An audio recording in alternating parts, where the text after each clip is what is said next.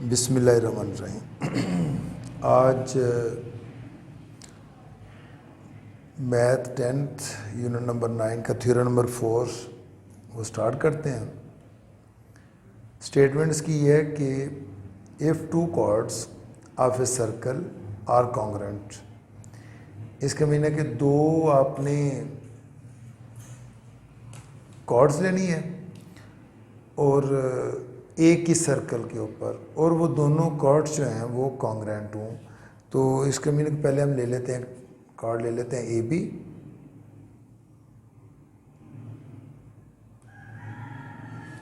A B एक cord, और दूसरी हम ले लेते हैं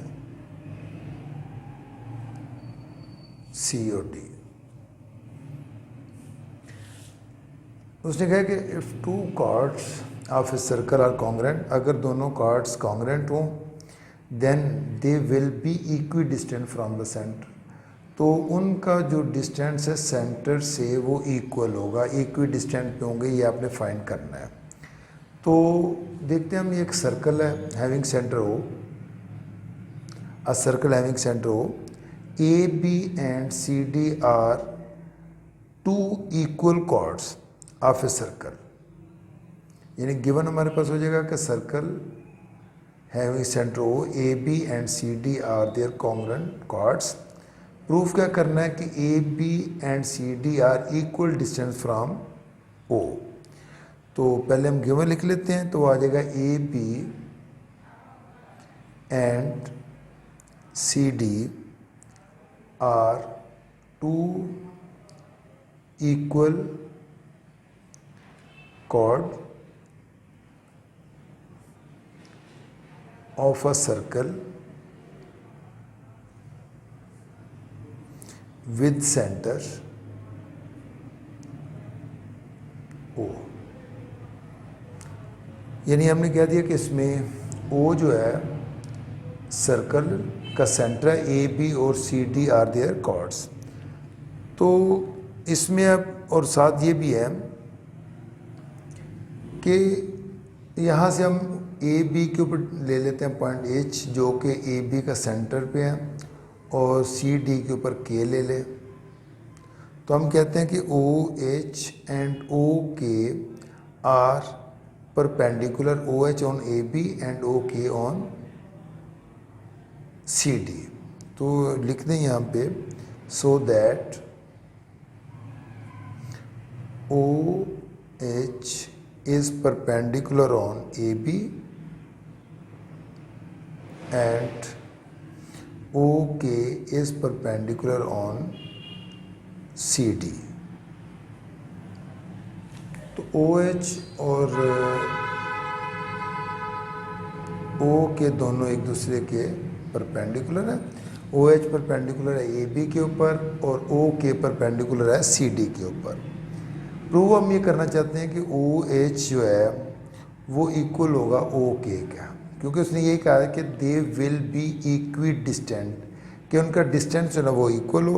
तो हम कहेंगे कि measurement O H is congruent to measurement O K, कि ओ एच और ओ के दोनों एक दूसरे के इक्वल हैं। अब कंस्ट्रक्शन करते हैं, join O to A and O to C. O को ए से ज्वाइन करते हैं और ओ को सी से ज्वाइन करते हैं।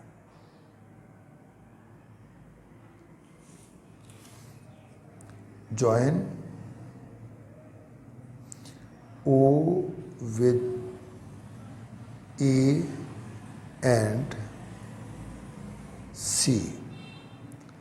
सो जब हमने ज्वाइन किया तो हमारे पास, क्योंकि हमें पता है कि ओ एच जो है ना वो परपेंडिकुलर है और ओ के भी परपेंडिकुलर है, तो दो हमारे पास राइट एंगल ट्रायंगल बन गई, जिनका नाम है ओ एच ए और दूसरे का नाम है ओ के सी। तो यहाँ पे लिखे हैं यहाँ पे कि so that we have right angle triangle O A H and O C K, ये दो राइट एंगल जो ना हमारे पास जो ना वो बन जाती हैं। OAH और दूसरी है OCK। अब इन दोनों राइट एंगल ट्रायंगल को हम प्रूव करते हैं, तो फिर जब वो एक दूसरे के कॉन्ग्रेंट हो जाएंगी तो हम कहेंगे कि OH और OK एक दूसरे के इक्वल हैं। लेकिन उससे पहले हमें ये पता होगा, क्योंकि जब हमने कहा था गिवन में कि OH AB का बाइसेक्टर या परपेंडिकुलर है, तो यहाँ पे हम लिख देते कि OH जो है वो बाइसेक्ट कर रहा था, OH बाइसेक्ट कर रहा था AB को, और AB क्या चीज़ है, उसके कॉर्ड है। और हमने कहा कि मेजरमेंट AH जो है वो इक्वल होगा हाफ AB के, क्योंकि हमें पता है कि OH जो है ना वो परपेंडिकुलर है AB के ऊपर। ये पहले हमने थ्योरम पे पढ़ा हुआ है। और सेम इसी तरह हम कहेंगे कि OK बाइसेक्ट कॉर्ड CD, और मेजरमेंट जो है CK equal to half CD के, ये दोनों। अब सेम, लेकिन इसमें हमें ये भी पता है कि AB और CD आर, यानी हमने गिवन में कहा था कि AB and CD are two equal chords, तो इसका मीन है कि AB और CD दोनों एक दूसरे के इक्वल हैं।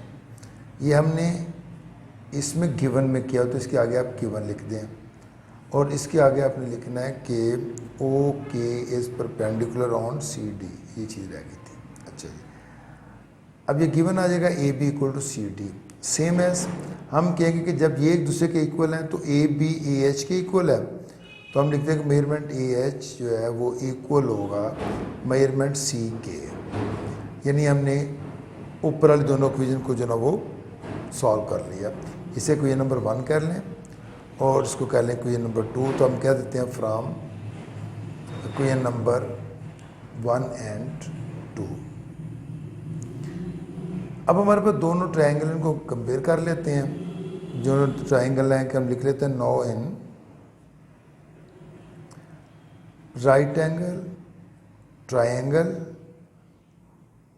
OAH corresponding triangle OCK। इसमें हमें पता है कि OC और OA दोनों हाइपोटेन्यूस हैं, तो हम लिख देते हैं कि hypotenuse OA equal to hypotenuse OC। ये हमने पिछले थ्योरम में पढ़ा हुआ है कि रेडियस ऑफ सेम सर्कल हमेशा एक दूसरे के इक्वल होती है, radius of same circle. Same as अभी हमने ऊपर किया, measurement AH equal to measurement CK, ये ऑलरेडी प्रूव्ड है।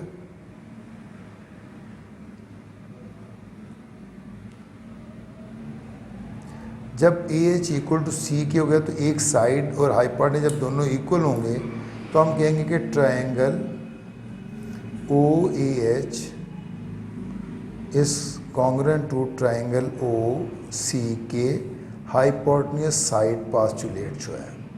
हाइपोटेन्यूस पोस्टुलेट के अकॉर्डिंग दोनों जो ना वो इक्वेशंस एक दूसरे के इक्वल हो गई।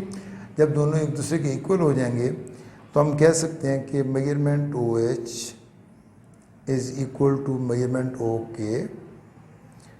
तो यही हमने प्रूव करना था कि OH और OK दोनों एक दूसरे के इक्वल हैं। रीज़न क्या थी, corresponding sides of congruent triangle.